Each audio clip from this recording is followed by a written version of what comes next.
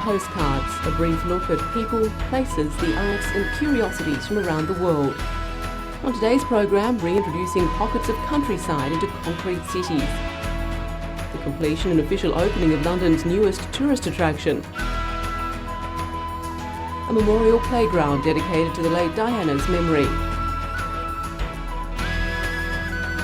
Primary producers benefit from the Fairtrade movement.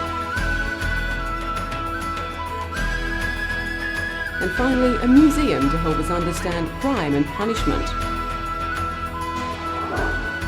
First up, it looks like the heart of the country, but Syon Park is barely 10 miles from the centre of London. Planes landing at nearby Heathrow Airport are a reminder that this is not Gloucestershire or Devon, but the fringe of London's urban sprawl. In the grounds of Syon Park, a 3-day rural fair called simply Countryside Live is giving Londoners a taste of the country. On day one, local school children got the chance to sample a little of rural life. Handling newly hatched chicks is not something most of these children would have ever done before. Very, very quiet because they're very fragile today, so very fragile. They get very cold, so it's beginning to shiver, so I'll have to put them back in a sec. Even feeding hay to horses is a novelty. Countryside Live brings together large rural campaigning organisations and individuals who care about animals. The overall aim is to educate an urban population about the problems and issues facing rural Britain. By bringing a bit of the countryside into London, the Londoners have a chance here to learn more about conservation, how the countryside is managed, and the issues that farmers have to face. Visitors even get the opportunity to turn their hands to some traditional country crafts, like making a fence from hazel branches. Right, hands up, flat hands. Bang. And milking a cow, the traditional way. It was a lot for these youngsters to take in and understand in one day. One lesson some of the children found a little harder to come to terms with was the idea of hunting and other so-called blood sports. Fox hunting is a controversial subject in Britain, often seen as embodying a rift in understanding between town and country. Opinion was split among the visitors, some believing there was benefit to maintaining healthy trees and plants by keeping fox numbers down, those feeling it was a cruel sport.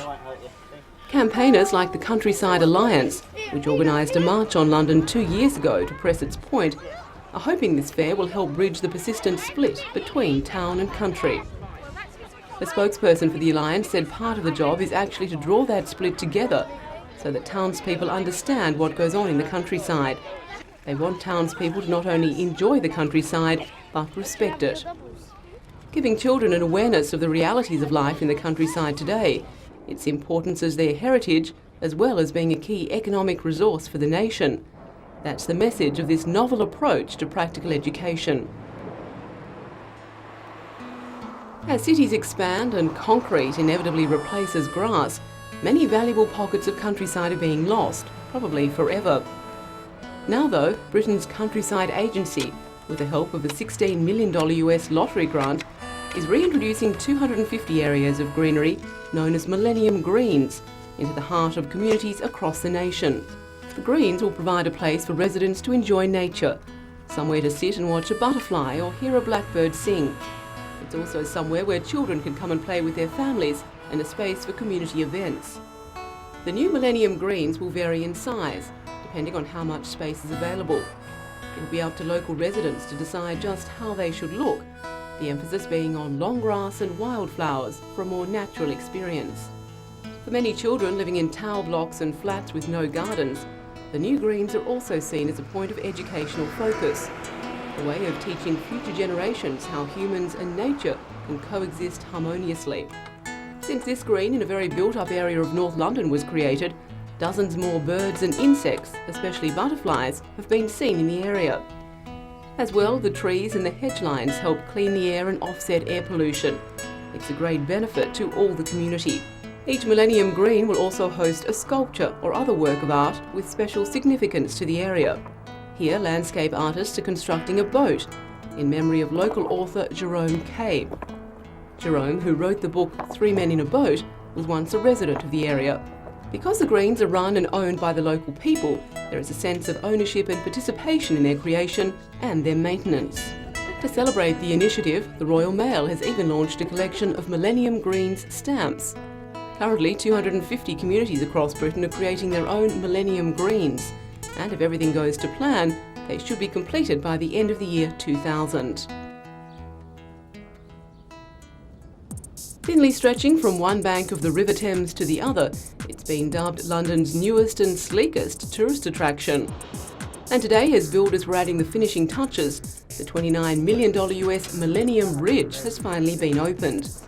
The 320-metre long bridge has been designed by some of Britain's leading engineers, architects and designers. Their creation, the first ever pedestrian bridge to be built across the Thames. Experts are predicting some 4 million people will walk across it every year. Tourists especially are expected to be among some of the biggest users.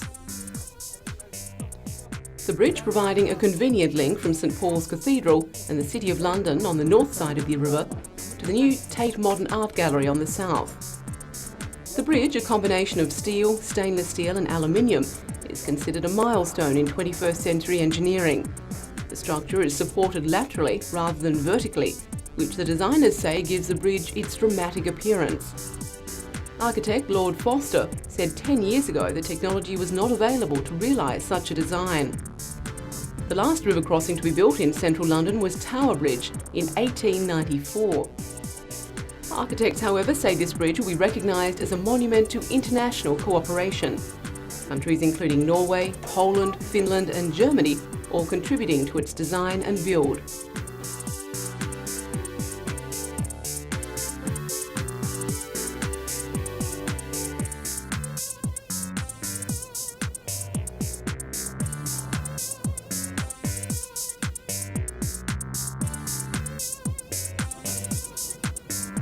After the official opening ceremony, it was time to illuminate the new bridge with a firework display, reminiscent of the Eiffel Tower spectacle on Millennium Eve. Frenchman Christophe Berthenot lit up the night sky over London in yet another Millennium tribute.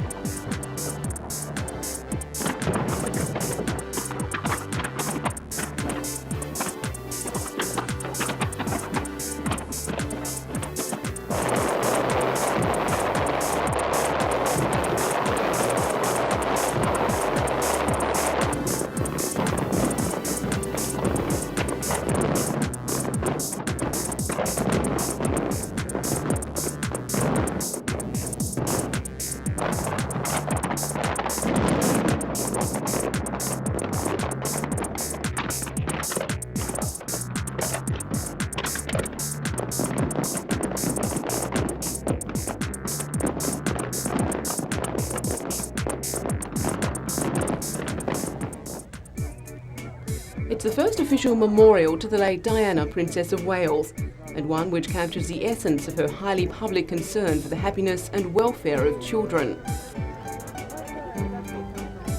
Not far from her one-time residence at Kensington Palace, and in an area of London parkland synonymous with J.M. Barrie, creator of Peter Pan, this sailing ship is the centrepiece of a children's playground dedicated to Diana's memory.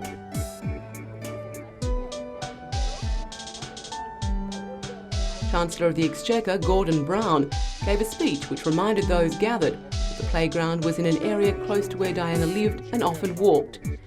He said he believes that every child who plays here will in some way feel the spirit of service that Diana represented. While government was represented by the Chancellor and others at today's opening ceremony, there were no members of the royal family there. I believe that every child who plays here will in some way feel the spirit of service that Diana represented.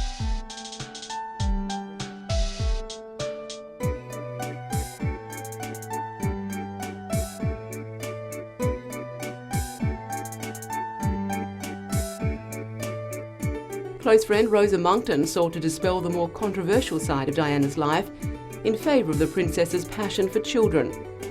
In her speech, she said, "So much is speculated, often scandalously, about her life, that I think we're in danger of losing sight of one important truth, that she was passionate about children, about their happiness, about their welfare, and it coloured everything that she did. It was Ms Monkston's daughter, Dominica Lawson, Princess Diana was her godmother, who was given the honour of officially opening the memorial playground and the associated memorial walk. Costing a total of $4.5 million US with the playground, the 7-mile walkway will take visitors on a winding route through Kensington Gardens, Hyde Park, Green Park and St James Park.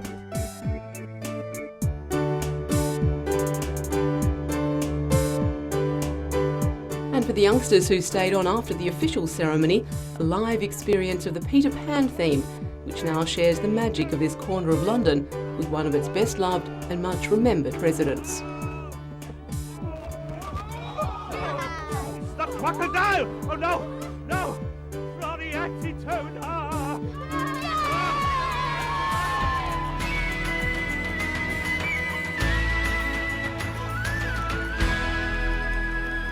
It's a familiar sight all over the world, but for Mario de Villas and his family, the price the West pays for its coffee is literally a matter of life and death, of real survival.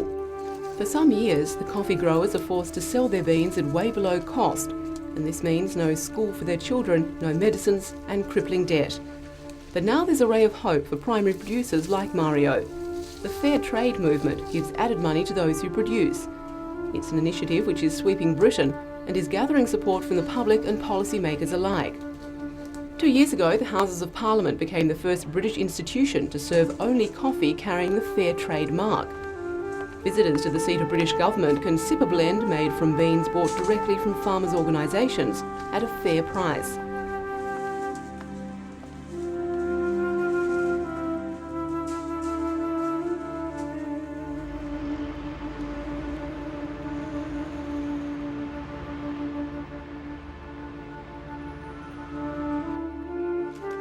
The British International Development Secretary, Claire Short, believes there's enormous power yet to come out of these ethical movements and the potential to improve standards is great.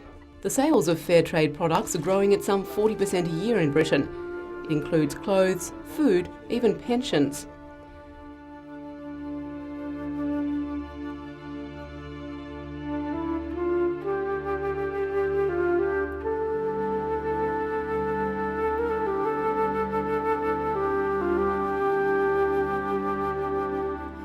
The National Exhibition Centre in Birmingham is the venue for a spring trade fair for gifts and lifestyle products. One of the most popular stands for buyers represents Tradecraft, the UK's largest independent fair trade organisation. Its chief executive, Philip Angier, says that as consumers we're also bargain hunters and we're attracted when we see 30% off or 50% off. However, we have to rethink what bargains mean if it's at the expense of somebody not having a meal in the Philippines, India or China. Then that's a very short-sighted view of what's good for humanity.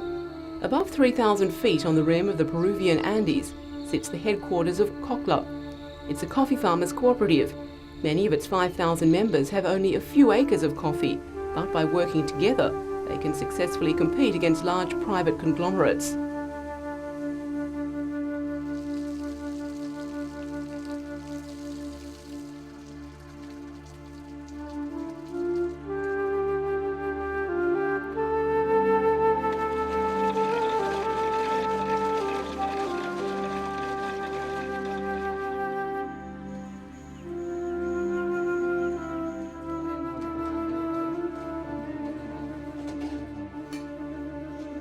Fairtrade provides greater security for the producers by guaranteeing a minimum price.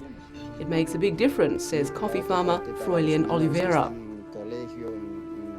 Some went towards my children's college education, and for the younger ones who are still at school, it helped buy exercise books, uniforms and other things they need. Now if someone within the family is ill, we can afford to visit the doctor and to buy medicines. When Froilán Oliveira was president of Cochla, he was invited to see how the European market operated. He visited this London supermarket to see for himself how the coffee was sold. Cafe Direct, an associate company of Tradecraft, gives the cooperative a guaranteed market and brings fair trade to the high street. Cafe Direct is sold in all of the main UK supermarkets and has 3% of the market share. Unlike coffee, tea is grown in the main on large plantations like this one in Tanzania. But this is a plantation with a difference. and it's one of the most modern in the world.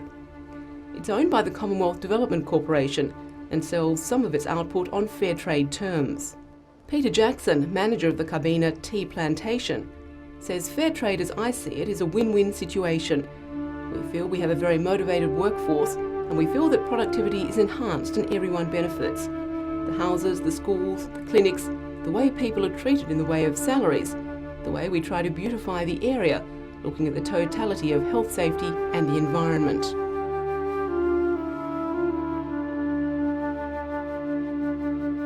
For the UK consumer, it's a question of choosing the right goods from the bewildering array on the shelves. Fairtrade companies are skilled at getting the best deal for producers.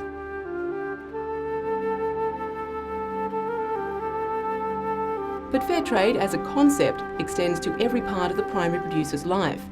In this area of Tanzania, honey has been harvested from the forest since time immemorial.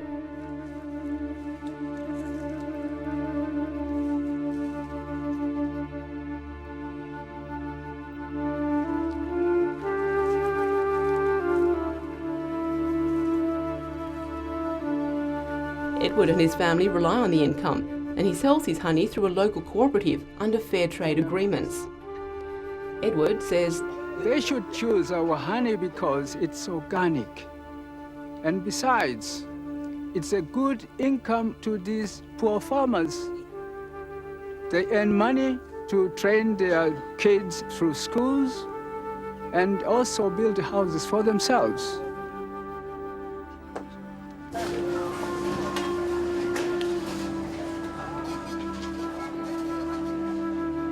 the range of products coming under the Fairtrade umbrella is constantly broadening. Quality chocolate comes from these golden beans of Ghana. Small producers grow all the beans that provide more than half the country's income. Kuapa Koku is one of the country's first farmer-controlled cooperatives, and Fairtrade has been instrumental in its success. Fairtrade organisations from several European countries provided both advice and cash. Now, after only 7 years, it can pay its farmers a bonus. It's just one example of how Fairtrade makes a difference. The lives of millions more could be transformed if more commodities were fairly traded.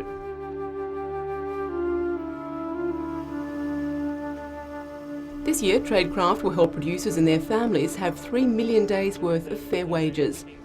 That means 3 million days of food on the table and 3 million days when children can go to school. That's what's making a difference. For producers, the Birmingham Fair is an opportunity to meet colleagues from other nations and gauge the important European market. In March each year, a national Fairtrade fortnight is held. Its aim is simple: to ensure that growers in developing countries get a fair deal for their goods.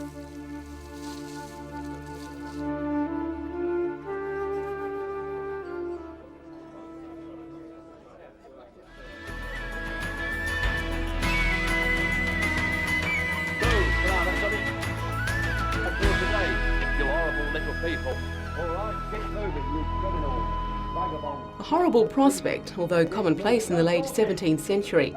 It's something these modern-day students, on their enforced exercise, are coming to understand on their tour of Nottingham's Galleries of Justice.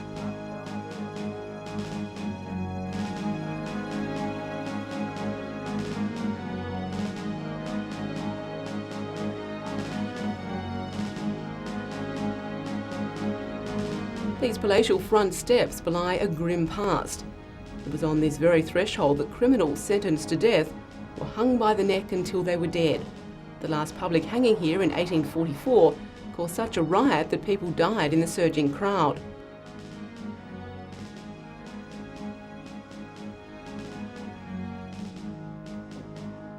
To avoid the melee, these gallows were erected in the prison's exercise yard. It was much safer, but only slightly less sensational. The Galleries of Justice are all original buildings, comprising an Edwardian period police station, 2 Victorian-era courtrooms, 3 prisons and medieval cave cells, all of which have been used for crime, punishment and justice over the centuries.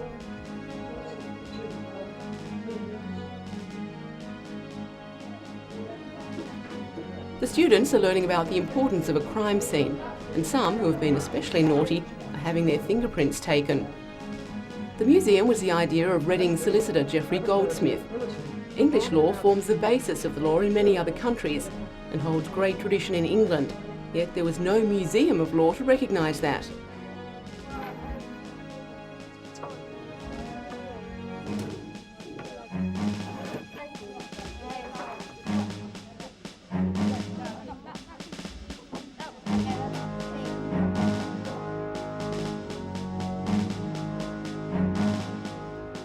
Actors bring the past alive, and the hands-on approach helps youngsters come to grips with the complexities of English law.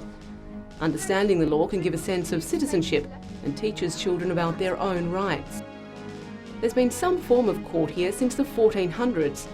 This imposing room dates back to the Victorian era and was Nottingham's main court until 1986, when demand outgrew the site and a new complex was built elsewhere.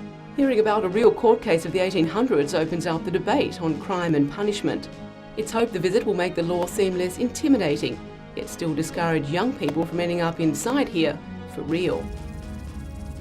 This is what most of the world's forests will look like in 50 years' time if wholesale clearance for agriculture and the timber trade continues at its present rate. But it needn't be like this. These trees are being felled for timber, but selectively, not indiscriminately. This allows the forest to regenerate naturally and prevent soil erosion. A small but growing proportion of the world's forest is now being managed in this way. An international organisation, the Forest Stewardship Council, FSC, polices the scheme and gives its stamp of approval to timber from sustainably managed forests. In London, international companies who use timber for furniture and other items gather at the Forests for Life conference and trade fair to show the ethical side of the wood trade. The Worldwide Fund for Nature, WWF, reports that 20 million hectares of the world's forests are currently covered by the FSC certification scheme. The WWF hopes to mobilise governments, companies and consumers to increase this protected area. Companies do not always find it easy to find FSC certified timber for their wares. Scancom, which claims to be the world's largest supplier of outdoor furniture, manufactures its products in Indonesia, China and Vietnam. Scott Pinton, General Manager for Scancom, said they use the FSC webpage to find their closest FSC source.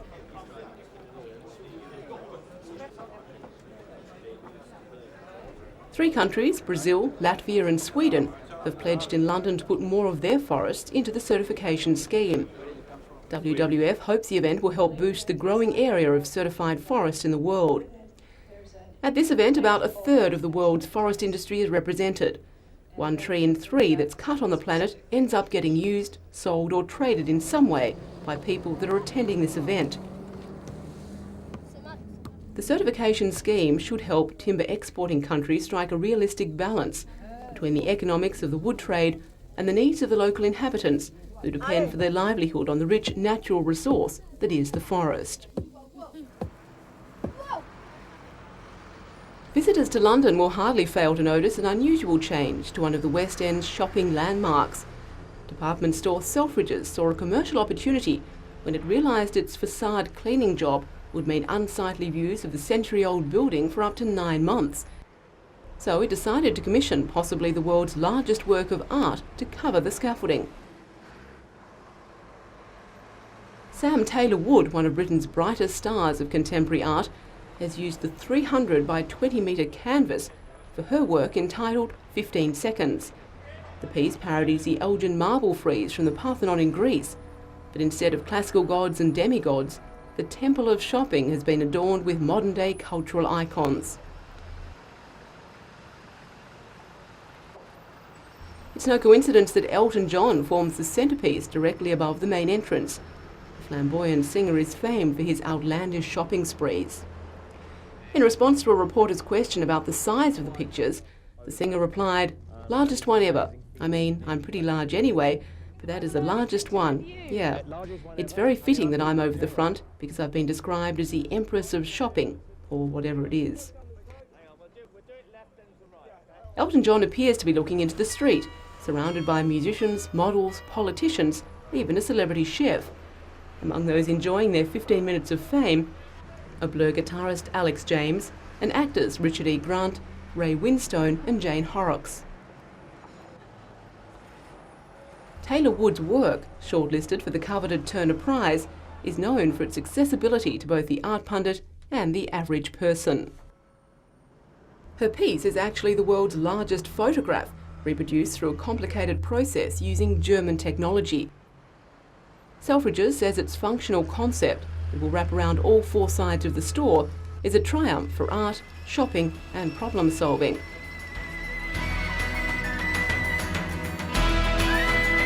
And that's all for today. Join us again next time for a postcard look at interesting people, places, the arts and curiosities.